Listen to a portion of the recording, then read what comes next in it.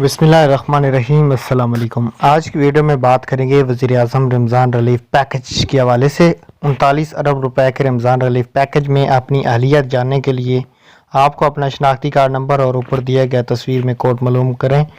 काफ़ी सारे लोगों के पास ये वाला पोर्टल वर्क नहीं कर रहा, तो इसकी क्या वजह है, सारी तफसीलात से इस वीडियो में बात करेंगे। वीडियो का आगाज़ करेंगे उससे पहले अगर आप हमारे यूट्यूब चैनल पर नए हैं तो हमारे यूट्यूब चैनल को सब्सक्राइब करें, साथ में बेल आइकन को भी ज़रूर प्रेस करें ताकि बर वक्त हमारी वीडियो आप लोगों को यूट्यूब पे देखने को मिलती रहें। चलें शुरू करेंगे आज की इस वीडियो को। सबसे पहले मैं आपको ये बता दूं, वज़ीर-ए-आज़म रमज़ान रिलीफ पैकेज को चेक करने के लिए इसका एक वेब पोर्टल लॉन्च कर दिया गया है, जो कि मैं आपको उसका पहले ही बता चुका हूँ। इस वेब पोर्टल को किस तरीके से आपने इस्तेमाल करना है, ये वेब पोर्टल कैसे चलेगा, वो आपको मैं बता देता हूँ। ये वेब पोर्टल इस वक्त लोड बहुत ज़्यादा है, सर्वर डाउन है इस पोर्टल का, जिसकी वजह से 5 मिनट या 10 मिनट लग जाते हैं एक कार्ड चेक करने में।